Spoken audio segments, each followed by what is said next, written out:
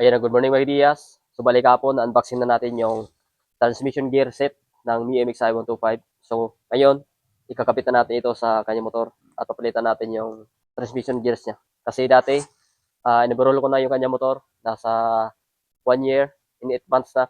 So magdalawang taon na siya. So baling yung sa connecting rod lang pinagta natin, sa bearing. So yan yung umiingay sa kanya dati. Pero na-check ko na ito dati, yung kanya sa transmission gear. So medyo matalim na yung mga ngipin niya sa axle, sa kanyang drive gear, axle niya. Ayan. So, pwede nyo pa nakita yung video natin sa pag-unboxing natin. Mga gears niya. So, meron tayong video dyan. At gusto nyo umorder mga Diaz, kung kayo ay naka-Mi MX-725, so, lagay ko rin yung link nito sa description o sa comment section. Ayan. So, bali sa video na to, tuturo ko sa inyo kung paano natin ikabit ito sa kanyang Mi MX-i 125. So, tara mga Diaz, umpisa na natin. At puntahan na natin yung motor. So, depende na mamaya kung dito o sa shop natin ayusin. So, yan. Tara.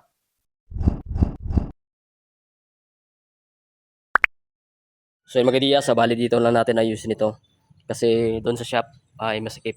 So, marami kasing gawa doon. At dito mga Diaz, binilan ko lang ng gear oil. Yan. So, gasolina. So, hindi ito oil, gasolina itong lagay ko. CVT, para malinis natin maya. Bago natin sa CVT, mas maganda kung linisan muna natin ng gasolina. Kasi marami ang magagaston nyo nito. So, bali tatlo pang maubos nito. So, mas maganda gasolina muna bago natin i-CVT yung mga ibang parts sa panggilid. So, pakita ko sa inyo mga ideas. Ayan. Maingay. Ayan. Check na rin natin yung kanyang torque drive bearing. Isabay na natin. At check natin yung mga bearing sa kanyang transmission. Ayan. So, ito yung in-overhaul natin dati na 1 year and 8 months na. So, pag-overhaul natin ito. So, goods pa naman yung kanyang makina. So, kung gusto nyo tingnan yung video natin ito mga ideas, paano natin siya in-overhaul at kung ano yung saan ng ingay niya. So, may video tayo sa ating YouTube channel paano natin ito inayos. Ayan. So, matagal na natin itong inayos.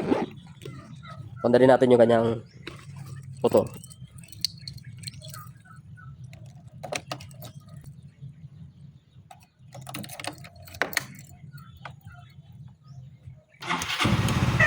Ayan.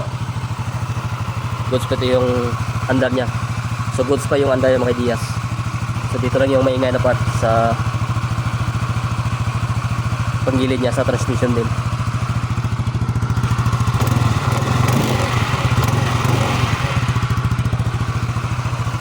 Yan. So, bali ito kasi dati mga ideas ay na-check ko na yung sa kanyang transmission. So, makikita nyo yan mamaya. So, pakita ko sa inyo. So, tanggalin natin. Ay, na-check ko na yan dati na matalim na yung ngipin ng mga gears niya. Yan. Kaya pag pinatakbo mo sa acceleration mo ay may ingay na part sa likuran. Ayan. Minsan wala naman siya at basta pag ibibirit mo na, minsan umingay. So mga Diaz, patayin na natin at tanggalin na natin yung crankcase. At yung gulong tanggalin natin yan. Bali, tatanggalin natin mga Diaz yung kanyang crankcase, kanyang CVT, at yung gulong niya mamaya tanggalin natin para ma-access natin yung sa kanyang part na kanyang transmission. Yan, tanggalin muna natin.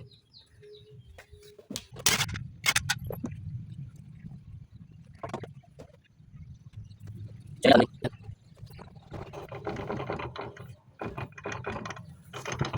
Yan, grabe yung ingay niya. Maluwag na yung gearings niya. Yan. So, tanggalin na natin torque drive at para ma-access natin. At yung gulong tanggalin natin.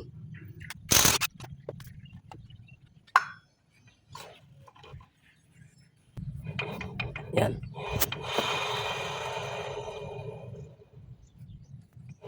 Pati yung bearing nito, sigurado ito na hindi na ganong smooth yung ikot niya kapag ganito. Ayan. So, kahit wala sang torque drive bearing, yan, may ingay siya. So, lagay natin to. Ayan. Normal man yung ingay niya. Pero may ingay talaga ito. Ayan.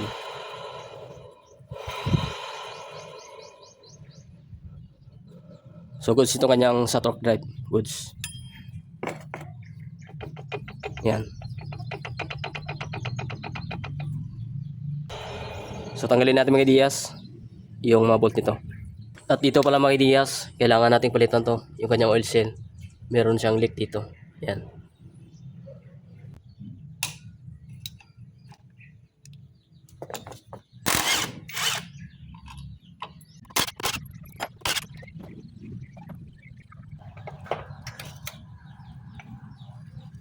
Kita ko sa inyo.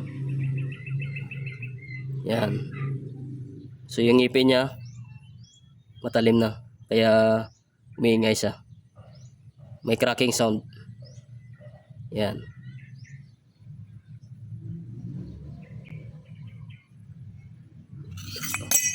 At itong isa. Yan. Drive axle niya.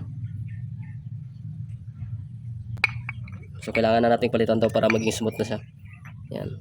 At check na rin natin yung kanyang mga bearing. Yan, hindi na rin smooth yung ikot niya. So check na rin natin yung bearing. So dapat kasi smooth yan. Hindi na sa smooth. Yan. Ito rin yung sani ng ingay. Akala mo sa torque drive bearing. Yun pala dito sa bearing niya dito. Sa kanyang drive axle. Yan.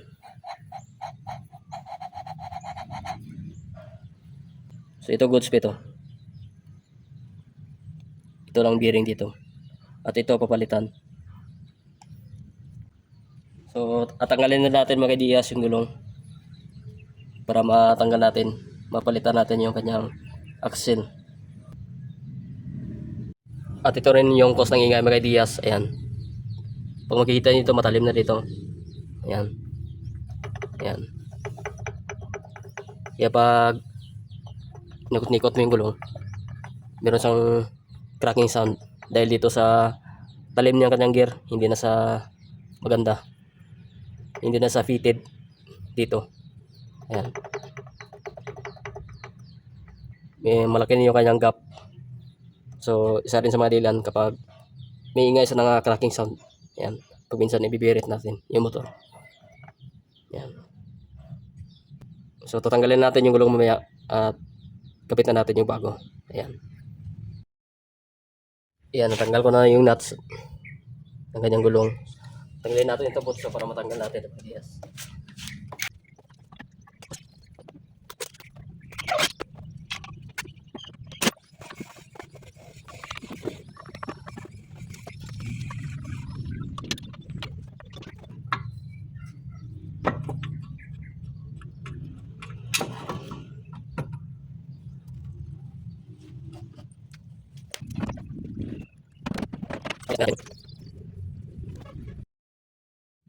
Tanggalin na natin mga diyas yung kanyang axle drive. Ayan.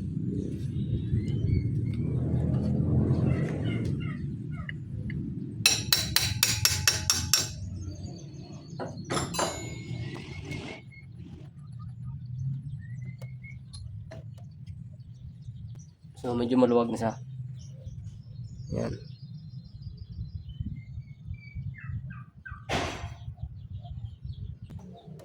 So mga diyas, okay pa yung kanyang bearing ng kanyang axle. Kanyang axle drive.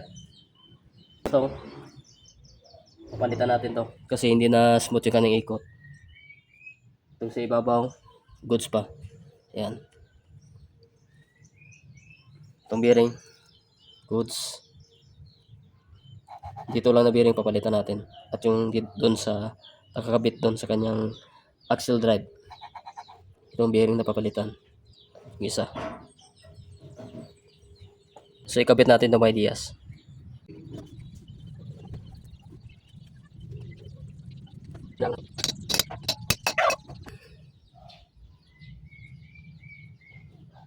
Bago. So ito yung kanyang luma. Ayan.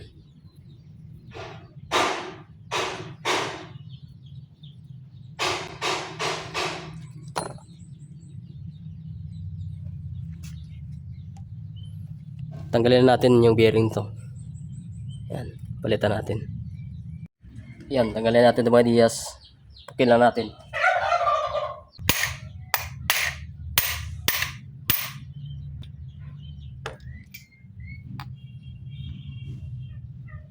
Tanggalan natin. Palitan natin yung bearing niya. Number ng kanyang bearing 6303.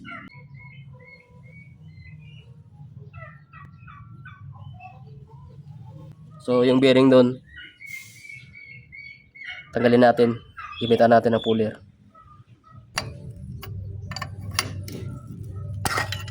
Yan. So tanggalan natin. So ganun lang kadali mga ideas. Gamit lang nito. So ito na mga ideas, tanggalan natin yung kanyang bearing. So hindi na sa smooth.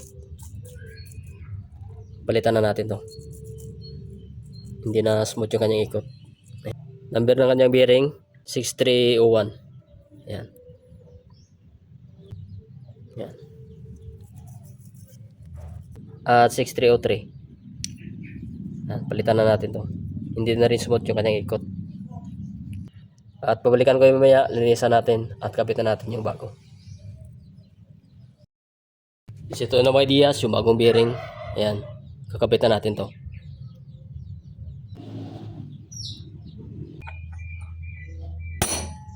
Goods. Yan, okay na. Smooth na yung kanyang ikot. Goods.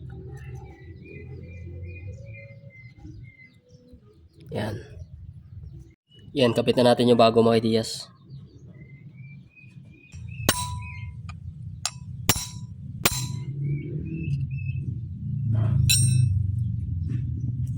So mga ideas, goods na.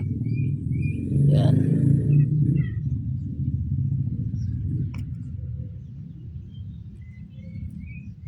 So linisan natin at lagyan natin ng oil mamaya. So goods na kapitan natin. Kapitan natin mga ideas yung axle.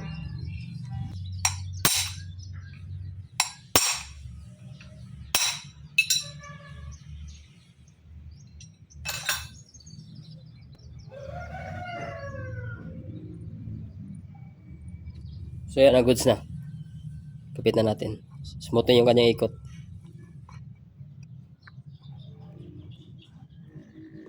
Hindi katulad kanina sobrang ingay. Yan, oil na lang yung kulang. So, kapit na natin mga Diaz. Ito na mga Diaz, kapit na natin yung mga bago. Ito yung bago. Yan. Yan, smooth na yung kanyang ikot. Bukasan ito, kapit pa natin. Paglagay, yung merong puti, dito yan.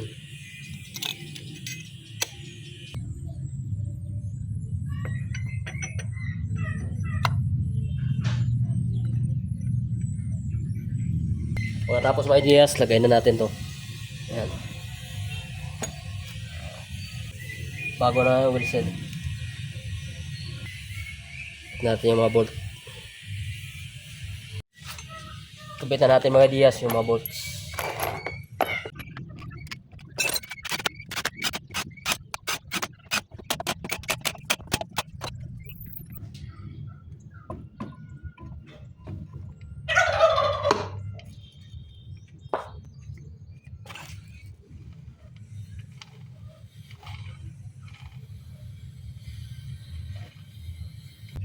So ito na mga ideas, nakabit na natin.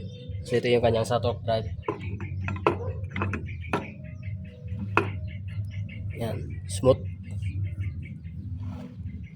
Normal lang yung merong ano, kaunti lang. Pero hindi katulad kanina, sobrang ingay. Yan. Tapos hindi na ganong nagapag. Yan, maliit na lang.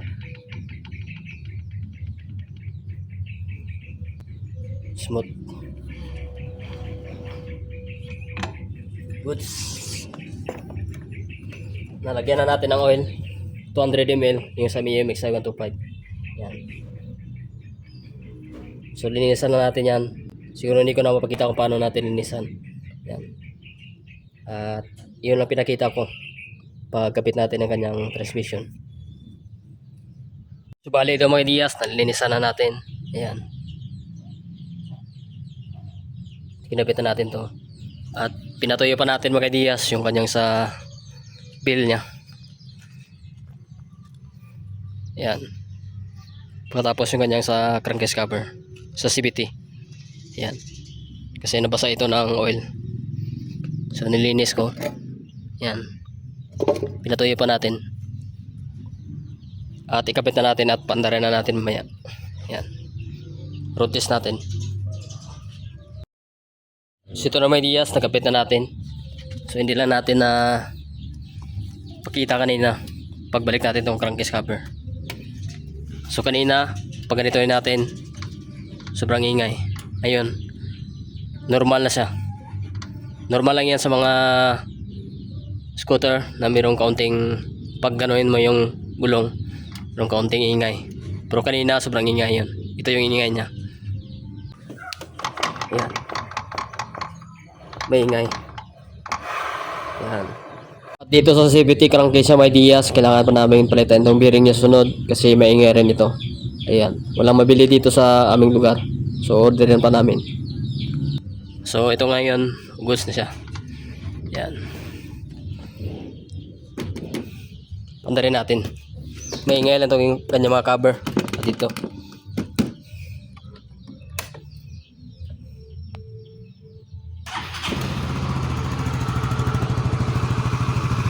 Yan.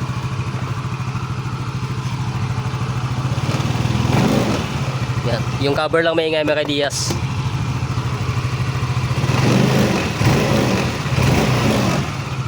So ito lang may ingay. So goods na. Hindi sa ganong may ingay. Normal na siya. Hindi tulad kanina ganitoin natin. Hindi katulad kanina ganitoin natin may ingay siya. Ayun, goods na. So na-check natin. At yung kanyang sa torque drive, may ano na siya, konting wiggle. So normal yan sa mga pagmatagal na yung motor. May tendency rin mabibingkong yung kanyang wheel. Ayan. So konti lang naman, so pwede pa yan. Pero test natin.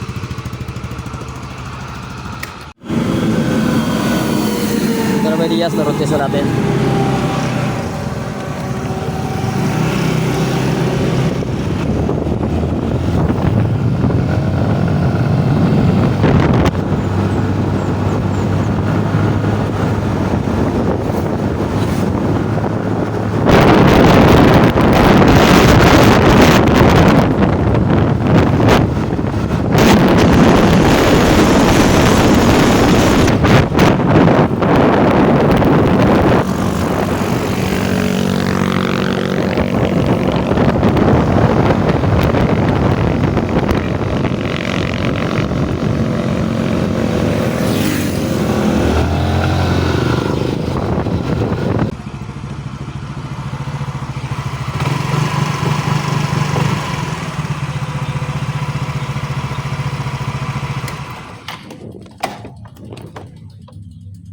So yan na, goods na.